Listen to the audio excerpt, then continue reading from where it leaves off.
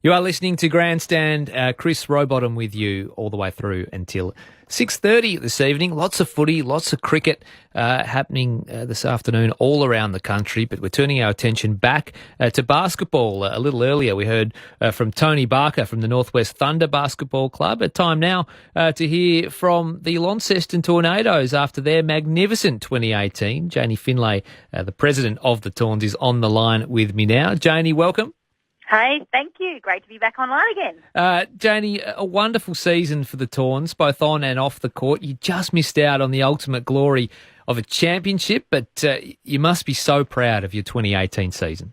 Oh, you couldn't be any prouder. I mean, the just missed out. You know, it was just a shining end to the season, really. I mean, to go up that far and shoot 96 points against Bendigo that only lost one game to us through the season, you know, it's incredible. And, you know, so much to be said about what's happening in basketball in Tassie, what's happening in basketball in the North, and what we're doing here in Launceston.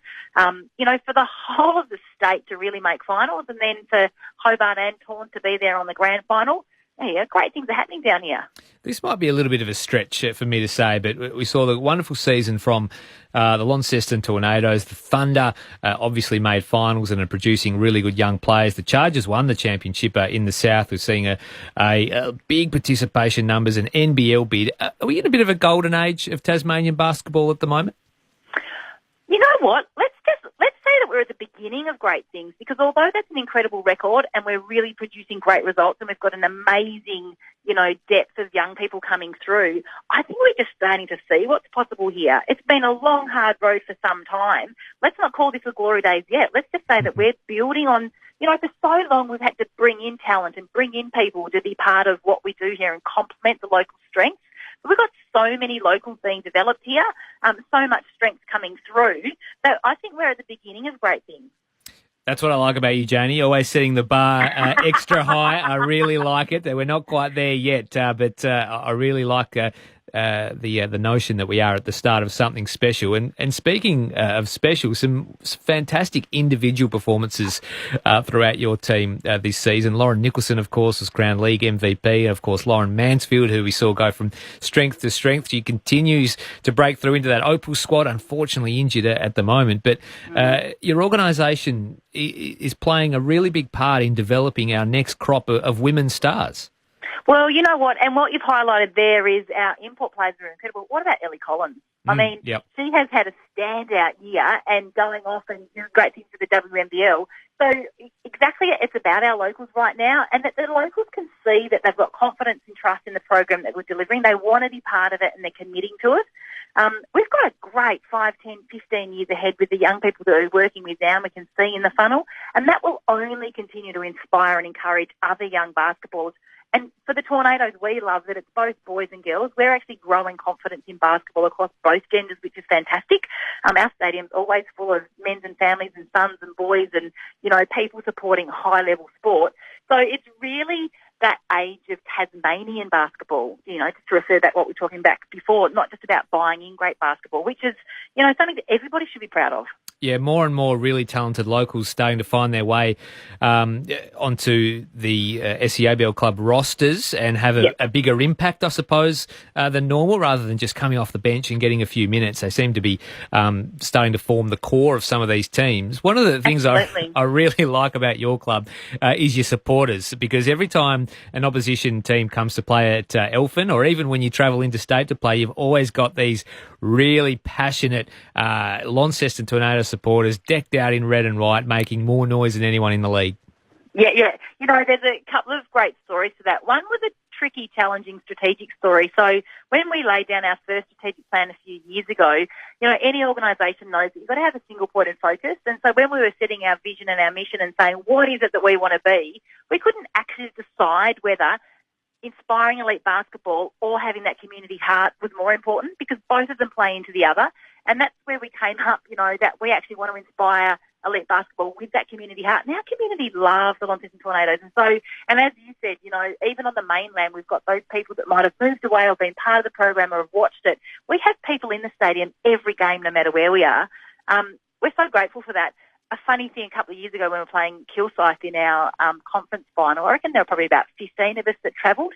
And at a really critical moment at the end of the game, the umpies missed the call for a timeout, and they turned around and grunted, and it's like, well, you're too loud. And it's like it's a whole stadium, there's 15 of us. But there's nothing like loud and proud tornadoes.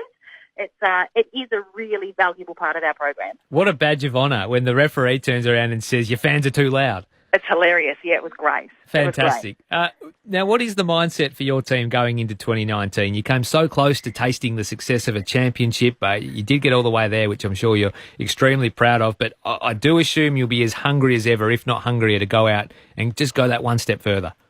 Absolutely. And it's been really interesting with, a long journey of getting us to this point.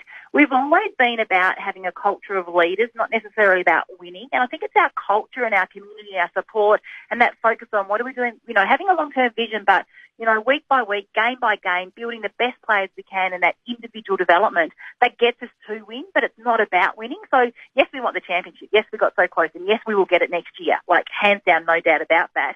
But it's actually about so much more for us. It's developing the culture, both of the team on the court, off the court, and of the club. Keeping those really strong ties in the community and saying, what can we do now at every level of our organisation to be better? I mean, we can do game night much better. We can do, the culture of our organisation. We could resource ourselves much better, our financial circumstances. It's tough, sports administration. So we can always, in so many elements, do better. We will get a championship, but it's about being great leaders, about having a great culture, about looking after each other and growing individual talent in a team talent environment, and bringing our community along with us and inspiring young people, whether they're going to be basketball or just great members of the community, knowing that when tornadoes touch their lives, either in school clinics or in community activities or down in the stadium at Elfin, that we're making a difference in basketball and in the community. It's that's what it's about, and that's what brings a championship. Yeah, and it's certainly exciting, and what you're doing off the court. And speaking of, you were under the helm of Derek Washington this season as coach. Will we see Derek return next year? I'm not sure if he signed on or not. Look, so the beautiful thing about this year is it's the first time we had the capacity to employ a coach for a long term, so more than just the weeks of the season. So Derek's still here. His contract goes through to the end of the next month. We're working through those end-of-season reviews and things with him. We would love him to have him long-term to be here, so we're just going through that process right now.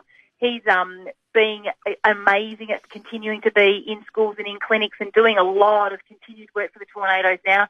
We love having him around. The girls love working with him. He, as with any change, it's both been a first year of learning and feeling into how things happen down here for him, and also for us, how to work with a different style. It's been fantastic, and we can continue to grow together. So we're looking forward to a number of years with Derek Washington at the Launceston Tornadoes, and the community love him.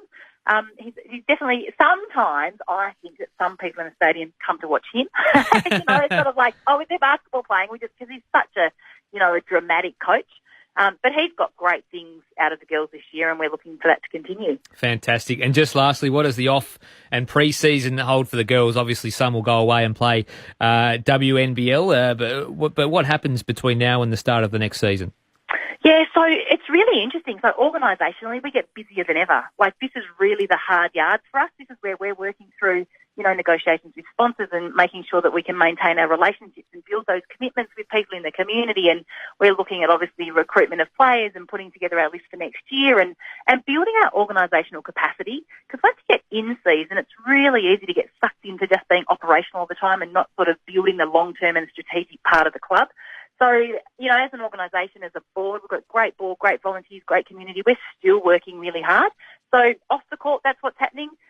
Derek's still around here developing relationships in community and working in leading a school program and doing school clinics. And we've got local players on sort of individual development plans where we're looking to build that up with them so they know what they can work with to rise up again next year. And then, of course, supporting our players that are going away to WNBL. But the most important thing, I think, for all athletes working at this level is that they also take some time for recovery, take some time for rest, make sure that there's balance in life as well, because we've got a lot of young players. I mean, we had 16, 17-year-olds taking minutes on the court this year, and to make sure with their school responsibilities, whether it's school, high school or uni or working, some of these kids at school are then now going into hockey or soccer or, lots of other things as well, that life is well-rounded and well-balanced. that it's focused on improvement but also focused on recovery, so that at this stage we don't face burnout and all that sort of stuff. So there's lots going on. The Tornadoes activity just continues, and we're looking to build up for a really successful 2019. Well, Janie, thanks so much for having a chat. Can't wait to see how you go in 2019. Can you go one step further? Let's hope so. Grab that championship. Would be fantastic to see Janie Finlay once again. Thanks for having a chat here on Grandstand. No worries. Thanks anytime.